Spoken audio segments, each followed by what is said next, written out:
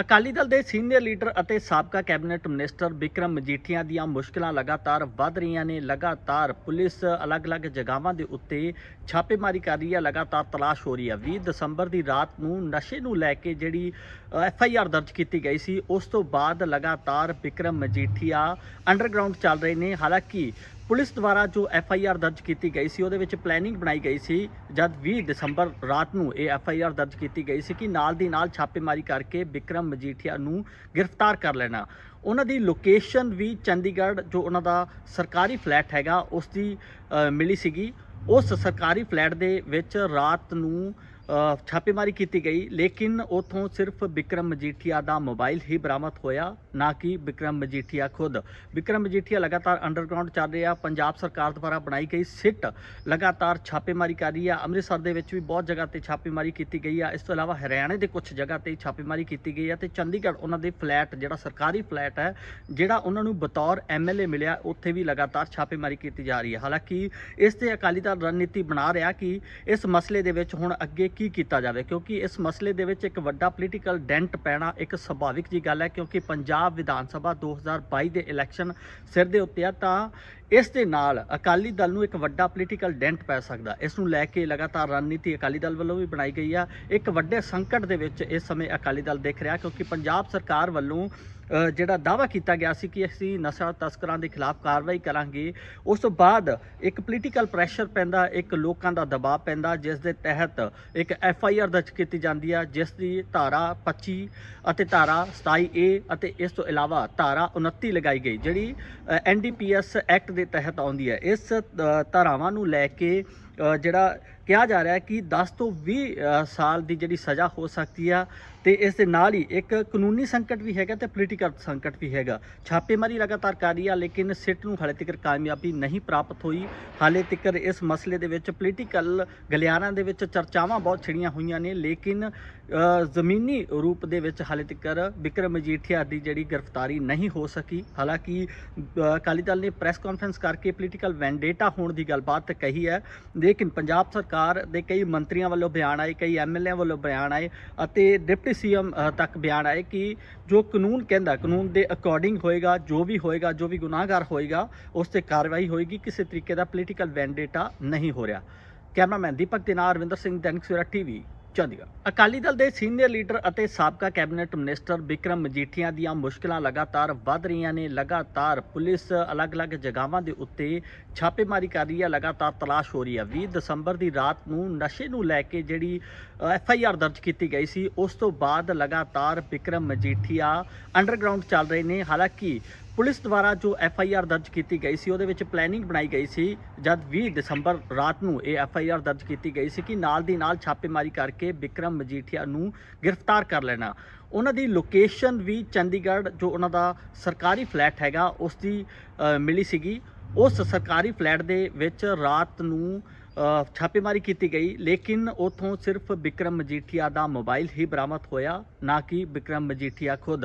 ਬਿਕਰਮ ਮਜੀਠੀਆ ਲਗਾਤਾਰ ਅੰਡਰਗਰਾਉਂਡ ਚੱਲ ਰਿਹਾ। ਪੰਜਾਬ ਸਰਕਾਰ ਦੁਆਰਾ ਬਣਾਈ ਗਈ ਸਿੱਟ ਲਗਾਤਾਰ ਛਾਪੇਮਾਰੀ ਕਰ ਰਹੀ ਹੈ। ਅੰਮ੍ਰਿਤਸਰ ਦੇ ਵਿੱਚ ਵੀ ਬਹੁਤ ਜਗ੍ਹਾ ਤੇ ਛਾਪੇਮਾਰੀ ਕੀਤੀ ਗਈ ਹੈ। ਇਸ ਤੋਂ ਇਲਾਵਾ ਹਰਿਆਣੇ ਦੇ ਕੁਝ ਜਗ੍ਹਾ ਤੇ ਛਾਪੇਮਾਰੀ ਕੀਤੀ ਗਈ ਹੈ ਤੇ ਚੰਡੀਗੜ੍ਹ ਉਹਨਾਂ ਦੇ ਫਲੈਟ, ਜਿਹੜਾ ਸਰਕਾਰੀ ਫਲੈਟ ਹੈ, ਜਿਹੜਾ ਉਹਨਾਂ ਨੂੰ ਬਤੌਰ MLA ਮਿਲਿਆ, ਉੱਥੇ ਵੀ ਲਗਾਤਾਰ ਛਾਪੇਮਾਰੀ ਕੀਤੀ ਜਾ ਰਹੀ ਹੈ। ਹਾਲਾਂਕਿ ਇਸ ਤੇ ਅਕਾਲੀ ਦਲ ਰਣਨੀਤੀ ਬਣਾ ਰਿਹਾ ਕਿ ਇਸ ਮਸਲੇ ਦੇ ਵਿੱਚ ਹੁਣ ਅੱਗੇ ਕੀ ਕੀਤਾ ਜਾਵੇ, ਕਿਉਂਕਿ ਇਸ ਮਸਲੇ ਦੇ ਵਿੱਚ ਇੱਕ ਵੱਡਾ ਪੋਲੀਟੀਕਲ ਡੈਂਟ ਪੈਣਾ ਇੱਕ ਸੁਭਾਵਿਕ ਜੀ ਗੱਲ ਹੈ, ਕਿਉਂਕਿ ਪੰਜਾਬ ਵਿਧਾਨ ਸਭਾ 2022 ਦੇ ਇਲੈਕਸ਼ਨ ਸਿਰ ਦੇ ਉੱਤੇ ਆ। ਤਾਂ ਇਸ ਦੇ ਨਾਲ ਅਕਾਲੀ ਦਲ ਨੂੰ ਇੱਕ ਵੱਡਾ ਪੋਲੀਟੀਕਲ ਡੈਂਟ ਪੈ ਸਕਦਾ। ਇਸ ਨੂੰ ਲੈ ਕੇ ਲਗਾਤਾਰ ਰਣਨੀਤੀ ਅਕਾਲੀ ਦਲ ਵੱਲੋਂ ਵੀ ਬਣਾਈ ਗਈ ਆ। ਇੱਕ ਵੱਡੇ ਸੰਕਟ ਦੇ ਵਿੱਚ ਇਸ ਸਮੇਂ ਅਕਾਲੀ ਦਲ ਦਿਖ ਰਿਹਾ, ਕਿਉਂਕਿ ਪੰਜਾਬ ਸਰਕਾਰ ਵੱਲੋਂ ਜਿਹੜਾ ਦਾਅਵਾ ਕੀਤਾ ਗਿਆ ਸੀ ਕਿ ਅਸੀਂ ਨਸ਼ਾ ਤਸਕਰਾਂ ਦੇ ਖਿਲਾਫ ਕਾਰਵਾਈ ਕਰਾਂਗੇ, ਉਸ ਤੋਂ ਬਾਅਦ ਇੱਕ ਪੋਲੀਟੀਕਲ ਪ੍ਰੈਸ਼ਰ ਪੈਂਦਾ, ਇੱਕ ਲੋਕਾਂ ਦਾ ਦਬਾਅ ਪੈਂਦਾ, ਜਿਸ ਦੇ ਤਹਿਤ ਇੱਕ FIR ਦਰਜ ਕੀਤੀ ਜਾਂਦੀ ਹੈ, ਜਿਸ ਦੀ ਧਾਰਾ 25 ਅਤੇ ਧਾਰਾ 27A ਅਤੇ ਇਸ ਤੋਂ ਇਲਾਵਾ ਧਾਰਾ 29 ਲਗਾਈ ਗਈ, ਜਿਹੜੀ NDPS ਐਕਟ ਦੇ ਤਹਿਤ ਆਉਂਦੀ ਹੈ। ਇਸ ਧਾਰਾਵਾਂ ਨੂੰ ਲੈ ਕੇ ਜਿਹੜਾ ਕਿਹਾ ਜਾ ਰਿਹਾ ਹੈ ਕਿ 10 ਤੋਂ 20 ਸਾਲ ਦੀ ਜਿਹੜੀ ਸਜ਼ਾ ਹੋ ਸਕਦੀ ਆ। ਤੇ ਇਸ ਦੇ ਨਾਲ ਹੀ ਇੱਕ ਕਾਨੂੰਨੀ ਸੰਕਟ ਵੀ ਹੈਗਾ ਤੇ ਪੋਲੀਟੀਕਲ ਸੰਕਟ ਵੀ ਹੈਗਾ। ਛਾਪੇਮਾਰੀ ਲਗਾਤਾਰ ਕਰ ਰਹੀ ਆ, ਲੇਕਿਨ ਸਿੱਟ ਨੂੰ ਹਾਲੇ ਤੱਕ ਕਾਮਯਾਬੀ ਨਹੀਂ ਪ੍ਰਾਪਤ ਹੋਈ। ਹਾਲੇ ਤੱਕ ਇਸ ਮਸਲੇ ਦੇ ਵਿੱਚ ਪੋਲੀਟੀਕਲ ਗਲਿਆਰਾਂ ਦੇ ਵਿੱਚ ਚਰਚਾਵਾਂ ਬਹੁਤ ਛਿੜੀਆਂ ਹੋਈਆਂ ਨੇ, ਲੇਕਿਨ ਜ਼ਮੀਨੀ ਰੂਪ ਦੇ ਵਿੱਚ ਹਾਲੇ ਤੱਕ ਵਿਕਰਮ ਮਜੀਠੀਆ ਦੀ ਜਿਹੜੀ ਗ੍ਰਿਫਤਾਰੀ ਨਹੀਂ ਹੋ ਸਕੀ। ਹਾਲਾਂਕਿ ਅਕਾਲੀ ਦਲ ਨੇ ਪ੍ਰੈਸ ਕਾਨਫਰੰਸ ਕਰਕੇ ਪੋਲੀਟੀਕਲ ਵੈਂਡੇਟਾ ਹੋਣ ਦੀ ਗੱਲਬਾਤ ਕਹੀ ਹੈ, ਲੇਕਿਨ ਪੰਜਾਬ ਸਰਕਾਰ ਦੇ ਕਈ ਮੰਤਰੀਆਂ ਵੱਲੋਂ ਬਿਆਨ ਆਏ, ਕਈ ਐਮਐਲਏ ਵੱਲੋਂ ਬਿਆਨ ਆਏ ਅਤੇ ਡਿਪਟੀ ਸੀਐਮ ਤੱਕ ਬਿਆਨ ਆਏ ਕਿ ਜੋ ਕਾਨੂੰਨ ਕਹਿੰਦਾ, ਕਾਨੂੰਨ ਦੇ ਅਕੋਰਡਿੰਗ ਹੋਏਗਾ, ਜੋ ਵੀ ਗੁਨਾਹਗਾਰ ਹੋਏਗਾ ਉਸ ਤੇ ਕਾਰਵਾਈ ਹੋਏਗੀ। ਕਿਸੇ ਤਰੀਕੇ ਦਾ ਪੋਲੀਟੀਕਲ ਵੈਂਡੇਟਾ ਨਹੀਂ ਹੋ ਰਿਹਾ।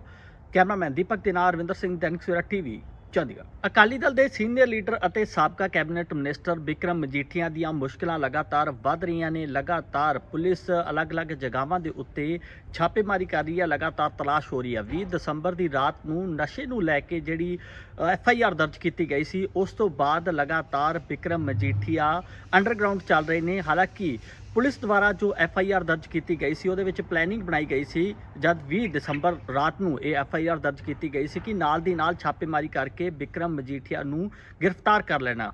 ਉਹਨਾਂ ਦੀ ਲੋਕੇਸ਼ਨ ਵੀ ਚੰਡੀਗੜ੍ਹ, ਜੋ ਉਹਨਾਂ ਦਾ ਸਰਕਾਰੀ ਫਲੈਟ ਹੈਗਾ, ਉਸ ਦੀ ਮਿਲੀ ਸੀਗੀ। ਉਸ ਸਰਕਾਰੀ ਫਲੈਟ ਦੇ ਵਿੱਚ ਰਾਤ ਨੂੰ ਛਾਪੇਮਾਰੀ ਕੀਤੀ ਗਈ, ਲੇਕਿਨ ਉਥੋਂ ਸਿਰਫ ਬਿਕਰਮ ਮਜੀਠੀਆ ਦਾ ਮੋਬਾਈਲ ਹੀ ਬਰਾਮਦ ਹੋਇਆ, ਨਾ ਕਿ ਬਿਕਰਮ ਮਜੀਠੀਆ ਖੁਦ।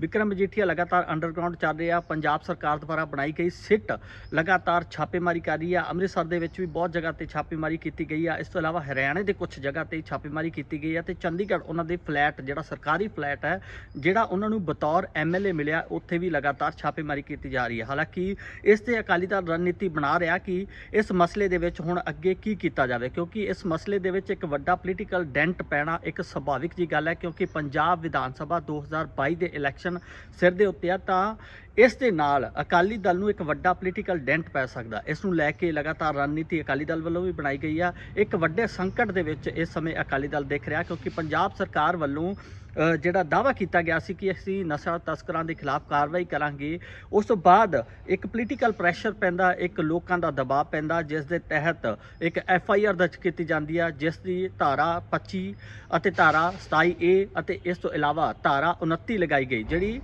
NDPS ਐਕਟ ਦੇ ਤਹਿਤ ਆਉਂਦੀ ਹੈ। ਇਸ ਧਾਰਾਵਾਂ ਨੂੰ ਲੈ ਕੇ ਜਿਹੜਾ ਕਿਹਾ ਜਾ ਰਿਹਾ ਹੈ ਕਿ 10 ਤੋਂ 20 ਸਾਲ ਦੀ ਜਿਹੜੀ ਸਜ਼ਾ ਹੋ ਸਕਦੀ ਆ, ਤੇ ਇਸ ਦੇ ਨਾਲ ਹੀ ਇੱਕ ਕਾਨੂੰਨੀ ਸੰਕਟ ਵੀ ਹੈਗਾ ਤੇ ਪੋਲੀਟੀਕਲ ਸੰਕਟ ਵੀ ਹੈਗਾ। ਛਾਪੇਮਾਰੀ ਲਗਾਤਾਰ ਕਰ ਰਹੀ ਆ, ਲੇਕਿਨ ਸਿੱਟ ਨੂੰ ਹਾਲੇ ਤੱਕ ਕਾਮਯਾਬੀ ਨਹੀਂ ਪ੍ਰਾਪਤ ਹੋਈ।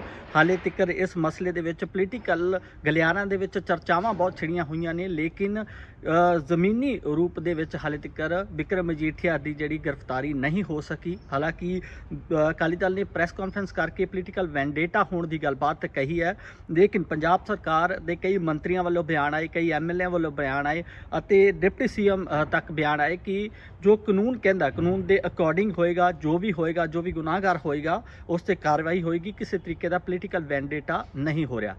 ਕੈਮਰਾਮੈਨ ਦੀਪਕ ਦੇ ਨਾਲ ਰਵਿੰਦਰ ਸਿੰਘ, ਦੈਨਿਕ ਸਵੇਰਾ ਟੀਵੀ, ਚੰਡੀਗੜ੍ਹ। ਅਲੀਸ਼ਾ ਬੇਗਮ, ਇੱਕ ਔਰਤ ਦਾ ਦੁੱਖ ਇੱਕ ਔਰਤ ਹੀ ਸਮਝ ਸਕਦੀ ਹੈ। ਰੂਹਾਨੀ ਅਤੇ ਕਾਲੀ ਸ਼ਕਤੀਆਂ ਦੀ ਮਾਲਕਨ, ਦੁਨੀਆ ਦਾ ਸਭ ਤੋਂ ਚਮਤਕਾਰੀ ਇਲਮ ਮੇਰੇ ਕੋਲ ਹੈ। ਮੇਰੇ ਕੀਤੇ ਨੂੰ ਕੋਈ ਕੱਟ ਨਹੀਂ ਸਕਦਾ। ਕਾਲਾ ਇਲਮ ਕਰਨਾ ਅਤੇ ਤੋੜਨਾ ਹਰ ਇੱਕ ਦੇ ਵੱਸ ਦੀ ਗੱਲ ਨਹੀਂ। ਪਰੇਸ਼ਾਨੀ ਜਿਵੇਂ ਲਵ ਮੈਰਿਜ, ਪਤੀ ਪਤਨੀ ਚ ਝਗੜਾ, ਸੌਤਨ ਦੁਸ਼ਮਣ ਤੋਂ ਛੁਟਕਾਰਾ, ਤਲਾਕ ਕੇਸ, ਬੁਰੇ ਸੁਪਨੇ, ਵਿਦੇਸ਼ ਯਾਤਰਾ, ਬੁਰੀ ਸੰਗਤ ਜਾਂ ਨਸ਼ਾ ਛੁਡਾਉਣਾ, ਬਿਮਾਰੀ ਚ ਦਵਾ ਨਾ ਲੱਗਣਾ। ਵਸ਼ੀਕਰਨ ਇੱਕ ਸੱਚਾਈ ਹੈ। ਵਸ਼ੀਕਰਨ ਕਰਵਾਓ, ਮਨ ਚਾਹਾ ਪਿਆਰ ਪਾਓ। ਕੀ ਤੁਹਾਡੀ ਕਿਸਮਤ ਚ ਲੋਟਰੀ ਦਾ ਯੋਗ ਹੈ ਜਾਂ ਨਹੀਂ? ਸੱਚਾਈ ਜਾਣੋ। ਲੋਟਰੀ ਨੰਬਰ ਪਾਓ, ਭਾਵੇਂ 649 ਹੋਵੇ ਜਾਂ ਲੋਟੋ ਮੈਕਸ। 11 ਘੰਟੇ ਚ ਕਰਵਾਓ ਹਰ ਪਰੇਸ਼ਾਨੀ ਦਾ ਹੱਲ ਘਰ ਬੈਠੇ। ਅਸ਼ਟਾਮ ਪੇਪਰ ਤੇ ਲਿਖ ਕੇ ਲਵੋ ਕੰਮ ਦੀ ਗਾਰੰਟੀ। ਜਾਂ ਕਹਿਣੇ ਤੋਂ ਬਾਹਰ तुरंत संपर्क करो, ਤੁਹਾਡੀ ਹਰ ਗੱਲ ਗੁਪਤ ਰੱਖੀ ਜਾਵੇਗੀ। ਅਲੀਸ਼ਾ ਬੇਗਮ।